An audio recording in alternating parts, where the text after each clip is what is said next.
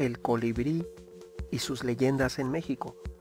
Sé bienvenido a tu canal Megóforo. Iniciamos.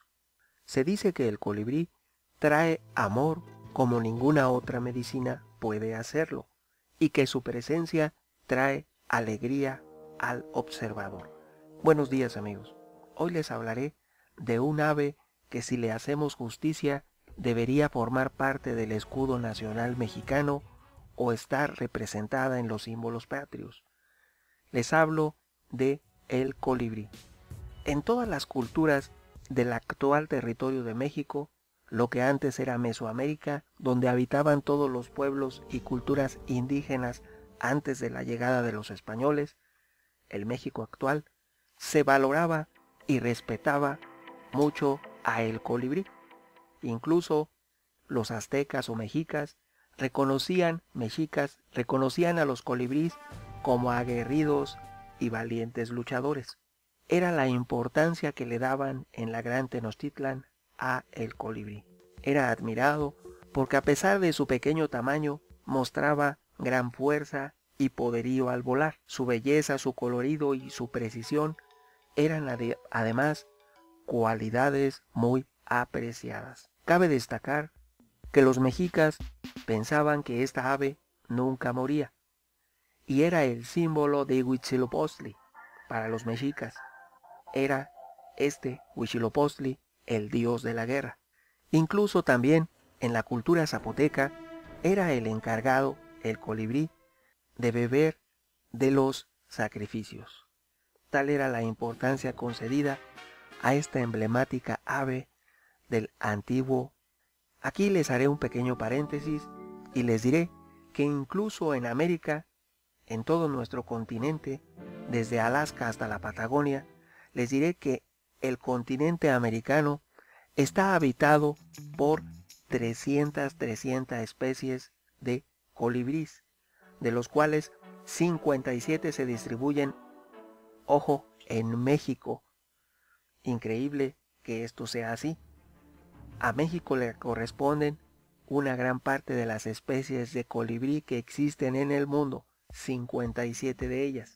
Entre las especies ubicadas en las categorías en riesgo o en peligro de extinción se encuentran la coqueta de Atoyac y el colibrí tijereta mexicano, el cual nuestro gobierno actual o el que venga debe tomar medidas para proteger esta ave emblemática de México, que, aclaro, incluso debía estar representada en los símbolos patrios, otorgándosele el honor que merece esta ave tan tradicional en nuestras culturas originarias del México actual. Hasta aquí les diré que la alimentación, haciendo un paréntesis de qué se alimenta esta ave, el colibrí se alimenta del néctar de las flores, el cual resulta en la polinización de más de 1000 especies de plantas. Por ello, el colibrí es indispensable en la naturaleza. Sin embargo, los lugares en los cuales habita el colibrí, en particular las plantas de las que él se alimenta, hoy día se encuentran amenazadas por la deforestación, por el cambio de uso de suelo y porque las selvas, los lugares, los hábitats de esta emblemática ave y de las plantas con las que se alimenta están siendo amenazadas por el avance de la mancha urbana y de los intereses económicos. Hasta aquí les dejaré el paréntesis respecto al estado crítico en el que se encuentran los colibríes, las 57 especies en nuestro México actual, que se le pediría al gobierno tomara cartas en el asunto y protegiera nuestra diversidad de esta ave, de el colibrí. Regresando al tema principal, el colibrí, te diré que incluso para las culturas originarias de México, para los mexicas, tenía mucha relación con el dios de la guerra, que era Huitzilopochtli, a quien se le dice que incluso se le llama en algunos códices como un colibrí del sur, aunque existe un desacuerdo respecto a la interpretación de este significado, ya que para algunos Opochtli es parte izquierda, el cual es modificado y no es el modificador por estar a la derecha. Hay una confusión en la interpretación de algunos arqueólogos respecto al significado de colibrí del sur o colibrí a la izquierda. Por lo tanto, aún y pese a todo, los mexicas le concedían una relevancia total al colibrí en relación a Huitzilopochtli. Esto es, la traducción literal sería que Huitzilopochtli es la parte izquierda del colibrí, que le da su fuerza, su valor y su gracia. Yéndonos a otra cultura antigua del México actual, nuestras culturas ancestrales originarias, hablamos ahora de los mayas. Los mayas cuentan que los dioses crearon todas las cosas que existen en la tierra. Es lo que ellos pensaban, lo que ellos creían sobre el origen del universo y de las cosas. Ellos decían que los dioses crearon todas las cosas que hay en la tierra y al hacer a cada animal, a cada árbol, a cada piedra, le encargaron un trabajo a cada uno. Cada uno debía desempeñar una función en este mundo. Pero cuando ya los dioses habían terminado, según la leyenda maya, notaron que no había nadie encargado de llevar los deseos y los pensamientos de un lugar a otro. ¿Quién llevaría esos pensamientos entre uno u otro individuo? De esta manera, los dioses, para establecer una comunicación entre los hombres, crearon el colibrí.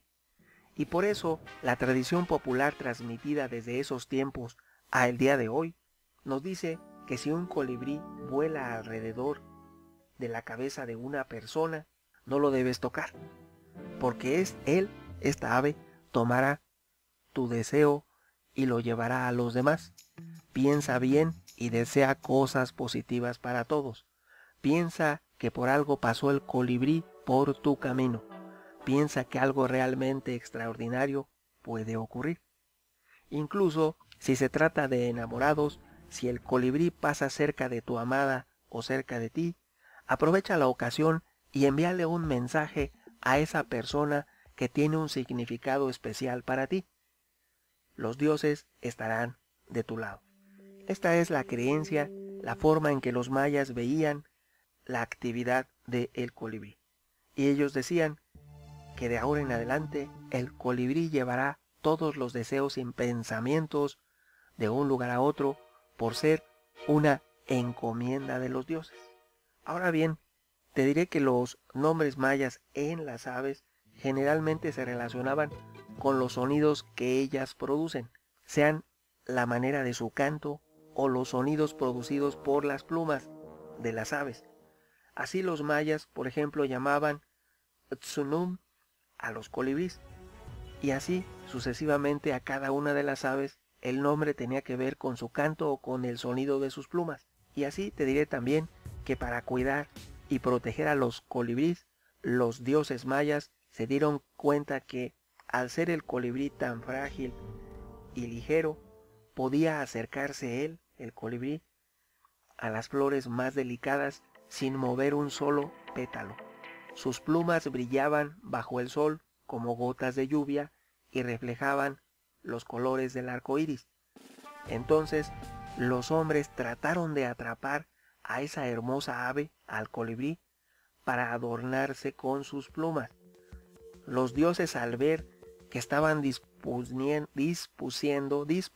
de los colibríes, los dioses mayas se enojaron y dijeron: si alguien osa atrapar algún colibrí, el hombre fallecerá. Por eso es que nadie ha visto alguna vez un colibrí en una jaula, ni tampoco en la mano de un hombre. Para los mayas era una ave sagrada que no podía ser atrapada y que debía estar libre para poder llevar los pensamientos de un lugar a otro. De esta forma es que esta misteriosa y delicada ave ha podido llevar a cabo el encargo de los dioses, al ser liberada y no poder estar ni en una jaula ni en la mano de un hombre. Esto es la forma en la que los dioses, la gente, los antiguos mayas pensaban. Este conocimiento se preservó, incluso hay grupos autóctonos mayas que conservan esta tradición aún hoy en día. Recordemos que los mayas originarios por línea de sangre fueron borrados del mapa por Porfirio Díaz en 1907, cuando le ordenó a 2 de sus generales borrar del mapa al último reino maya. Ese reino maya contaba con sacerdotes auténticos, científicos mayas auténticos, y fueron los depositarios de ese conocimiento ancestral hasta 1907.